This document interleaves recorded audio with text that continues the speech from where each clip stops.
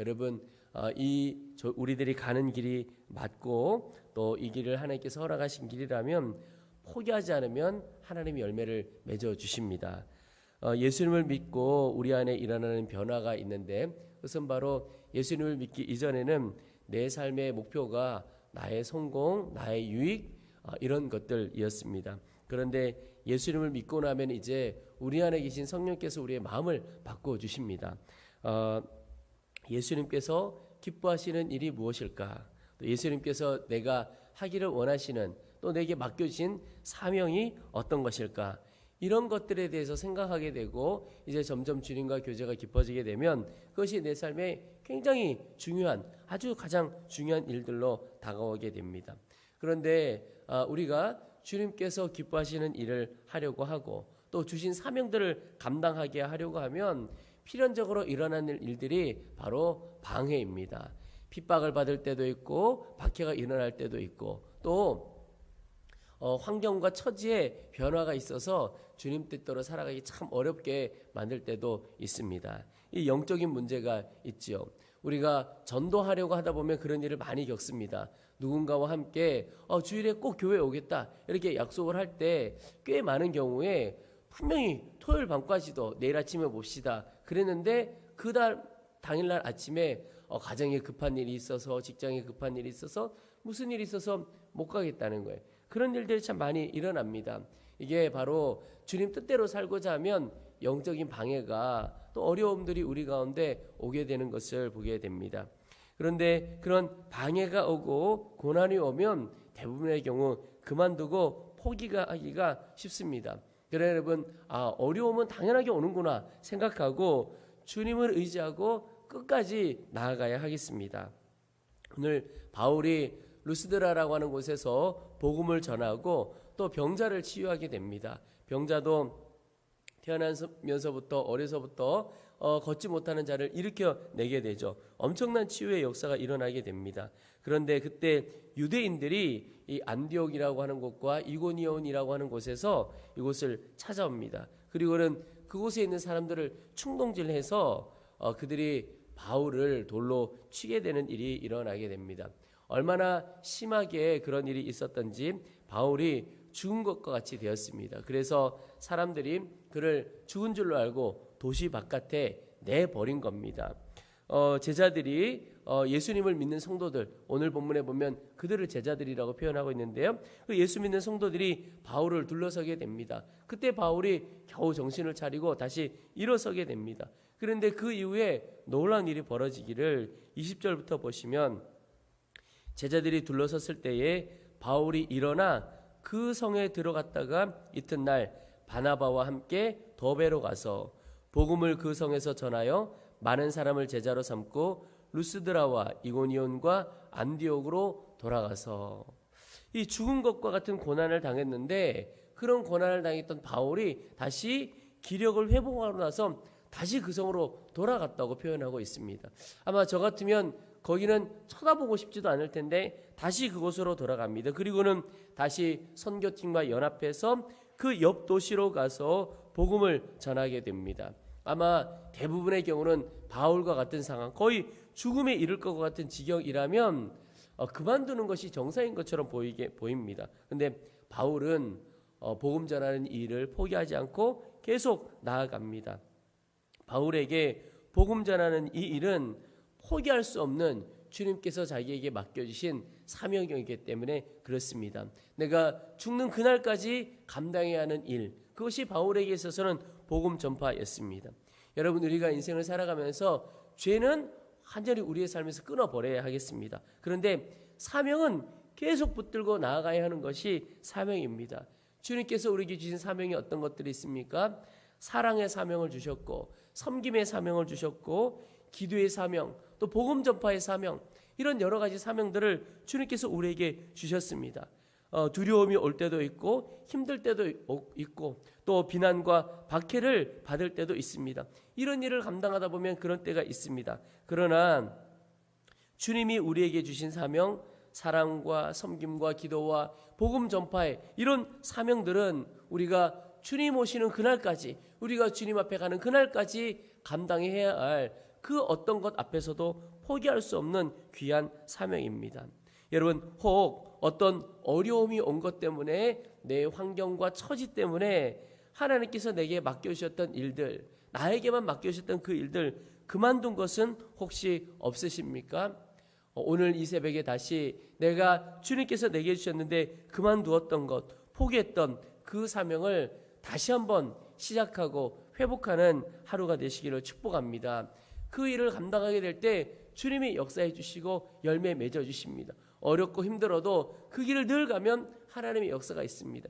이 새벽 기도에도 마찬가지입니다. 새벽 기도에 나오는 것이 아주 나는 너무너무 에너지가 넘치고 도무지 할 일이 없다. 그래가지고 새벽 기도 오시는 분이 누가 있으시겠습니까? 그런데 어렵고 힘들어도 하여튼 졸아도 내가 새벽 기도 성전에 가서 졸리라. 그런 마음으로 오셔서 기도하는 자에게 하나님께서 기도의 영을 부어주시고 또 그 기도에 하나님께서 역사해 주시는 거죠. 여러분, 우리 마음 가운데 주신 소원이 온전히 주님이 이루어 가시도록 이 기도의 사명 놓치지 않고 또 그 외에도 주님께서 우리에게 주신 사랑과 또 복음 전파의 사명 주님 앞에 가는 그날까지 감당하는 귀한 성도들 되시기를 주의 이름으로 축원합니다. 바울이 오늘 본문에 보면 이전에 다니면서 복음 전했던 지역을 돌아서 그리고 자신을 처음에 파송했던 안디옥 교회로 다시 돌아가게 됩니다. 그런데 다시 이렇게 안디옥 교회로 돌아가는 길에 그가 했던 일이 무엇인가가 오늘 말씀에 기록되어 있습니다. 22절에 제자들의 마음을 굳게 하여 이 믿음에 머물러 있으라 권하고 또 우리가 하나님의 나라에 들어가려면 많은 환난을 겪어야 할 것이라고 하고 각 교회에서 장로들을 택하여 금식 기도하면 그들이 믿는 주께 그들을 위탁하고 바울이 이전에 복음 전하며 지나왔던 그 각 지역으로 다시 가면서 했던 것이 이 유대인들의 박해 때문에 마음이 흔들릴 수 있는 믿음이 흔들릴 수 있는 제자들의 마음을 굳게 했습니다. 위로하고 격려한 거죠. 그리고 고난에 대해서도 이야기를 해준 겁니다. 조금 전에 말씀드린 것처럼 하나님의 나라에 들어가려면 환난을 겪어야 할 것이다. 주님 뜻대로 살려고 하면 고난은 반드시 온다. 그러니까 이상하게 여기지 마라. 당연하게 여겨라. 고난 없기를 위해 기도하지 말고 고난 이길 힘을 달라고 기도해라. 이렇게 말씀을 전하고 격려를 했을 것 같습니다. 그 이야기를 오늘 전하고 있습니다. 그리고 또 하나 각 교회들을 다니면서 장로들을 세웠다. 이 말은 그 교회의 지도자들을 세웠다. 이런 뜻입니다. 바울이 복음 전파와 했던 일이 무엇이냐면 바로 교회들을 돌아보면서 사람을 세우는 일이었습니다. 신앙의 지도자를 세우는 일이었습니다. 이것이 참 중요합니다. 복음서에 보면 예수님께서도 때로는 많은 무리들 앞에 말씀을 전하신 적이 있습니다. 그러나 대부분은 12 제자와 함께 먹고 마시고 다니시면서 그들을 훈련시키셨습니다. 책으로 훈련시키신 것이 아니고 삶으로 다 훈련을 시키신 거죠. 그리고는 그 제자들을 통해서 교회가 세워지고 엄청난 역사가 일어나고 2000년이 넘도록 주님의 교회가 이어져 오게 된 것을 보게 됩니다. 바울 역시 마찬가지였습니다. 지도자들을, 교회 일꾼들을 한 사람 한 사람을 주의 일꾼으로 세워간 것입니다. 철저하게 훈련된 한 사람의 영향력을 아셨기 때문에 그렇습니다. 어린아이 10명 또 어른 100명 어린아이 10명이나 100명 그 사람과 그 숫자와 또 어른 한 명이 할 수 있는 일, 이게 얼마나 차이가 많습니까? 어린아이 10명, 아무것도 할 수 없는 어린아이들이 뭔가를 하겠다고 하면 그냥 가만히 있는 게 돕는 거죠. 뭘 하겠다고 나오면 더 어려움을 겪는 거죠. 이 한 사람이 참 중요한 것이죠. 그래서 사랑의 교회 섬기셨던 고 옥하는 목사님도 이 제자훈련의 광인이라고 미쳤다고 표현될 정도로 제자훈련 한 사람 한 사람 세워가는 일에 힘을 쏟으셨습니다. 저희 교회 역시 소망하는 것이 성도 한 사람 한 사람이 구경꾼으로 머물러 있는 것이 아니라 주의 제자로 섰으면 하는 마음을 갖고 소원하고 있습니다. 여러분, 우리 자신이 구경꾼이 아닌 주님의 제자로 잘 훈련되어야 하겠습니다. 또한 우리 한 사람 한 사람이 다른 사람들을 또한 권면하고 세워가야 하는 것입니다. 그 사명을 하나님께서 우리에게 주신 겁니다. 우리에게는 예수님처럼 12명은 아니어도 내 주변에 보면 딱 한 사람 이상씩은 이 사람은 내가 잘 권면하고 붙들어 줘야 하겠구나. 그런 사람이 반드시 있습니다. 여러분 오늘 그에게 혹 전화가 필요하다면 전화를 해보시고 만나서 권면과 위로가 필요하다면 권면과 위로를 해보시기 바랍니다. 흔들리고 있다면 그의 마음이 흔들리고 있다면 그의 마음을 굳게 하는 일을 해보시기 바랍니다. 하나님께서 한 사람을 세워가기를 원하시는데 그 사람이 바로 내 자신이 되고 또 내 자신이 하나님께서 맡기신 한 사람을 세워내는 그런 성도 되시기를 바랍니다. 바울이 여러 교회들을 둘러보고 자신을 파송한 안디옥 교회로 돌아가게 됩니다. 그리고 그곳에서 하나님의 행하신 일을 함께 나누게 됩니다. 27절에 그들이 이르러 교회를 모아 하나님이 함께 행하신 모든 일과 이방인들에게 믿음의 문을 여신 것을 보고하고. 여러분 어렵고 참 힘든 전도 여행이었지만 바울이 돌아와서 그 자신을 파송한 교회에서 했던 일이 무엇이냐면 하나님이 행하신 일이었습니다. 우리 교회도 때로 후원하고 기도하는 선교사님들 귀국하시면 말씀을 좀 전해주십시오. 선교사님의 삶과 사역 가운데 있었던 하나님의 행하심을 좀 나누어 주십시오. 이런 부탁을 하죠. 사도 바울의 모습이 참 부럽다 하는 생각을 갖습니다. 하나님이 행하신 일, 또 이방인들 가운데 복음의 문을 연 일, 얼마나 놀라운 일입니까? 근데 제가 이 말씀을 보면서 도전받는 것이 하나가 있었습니다. 여러분 우리가 하루에 참 많은 말을 하고 살아가죠. 물론 어떤 통계 보니까 남자보다 여자가 훨씬 더 말을 많이 한다 이런 이야기도 있고, 또 어떤 목사님 그것 때문에 그런 이야기 하시더라고요. 예수님께서 부활하신 사건을 왜 여자들에게 먼저 알려주셨을까? 빨리 가서 전파하라고 뭐 그런 얘기도 재밌게 하시는 것을 들었습니다. 그런데 우리가 하루 중에 하는 수없이 많은 말 중에 하나님의 행하신 일을 나누는 말은 얼마나 될까? 그러니까 하나님 그분에 대하여 하나님에 대해서 하는 말은 얼마나 될까 하는 생각이 들었습니다. 여러분 우리가 하는 말의 대부분이 하나님의 행하신 일에 대하여 나누는 말이 되기를 소망합니다. 그것이 진정으로 주님의 제자고 또 은혜를 나누는 일이죠. 우리가 하는 말, 나는 얼마나 주님에 대해서 나누는가 한번 점검해 보시면 좋겠습니다.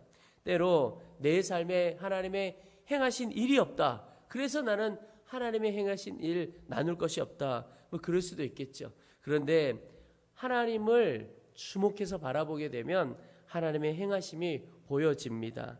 하나님은 늘 우리의 삶에서 역사하시는 분이십니다. 내 마음 가운데서 일하시는 분이시고 내 가정에서 내 일터에서 내가 밟고 걸어가는 모든 걸음걸음의 현장 가운데서 일하시는 분이 바로 우리 하나님이십니다. 구원의 역사를 날마다 이루어 가시는 분이십니다. 그래서 주님의 행하심이 내 삶에 없는 것이 아니라 우리가 보지 못하는 것뿐입니다. 하나님의 역사를 보지 못하고 살아간다라고 하는 거죠.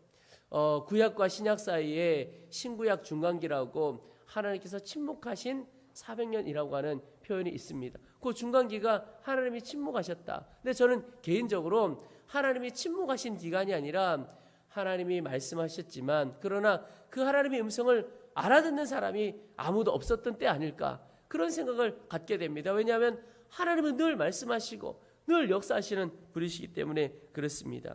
여러분 오늘 하루도 내 심령 가운데서 또 내 삶의 모든 현장 가운데서 일하시고 역사하시는 주님을 바라볼 수 있게 되기를 축복합니다.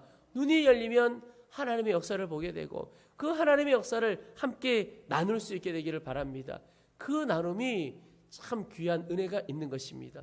여러분 새 가족들이 우리 교회에 왔을 때 우리 교회가 정말 그들에게 나눠줄 수 있는 게 하나님의 행하심이기를 소원합니다. 저는 우리 청소년들, 청년들도 마찬가지인데요. 처음에는 어떤 재미있는 일로 이렇게 같이 오자고 초대할 수는 있을 것 같습니다. 그런데 세상과 교회가 어떤 재미로 따지면 지금은 이 비교할 수가 없는 시대입니다. 세상의 재미로는 경쟁이 안 되죠. 그런데 교회에 많이 할 수 있는 일이 무엇이냐?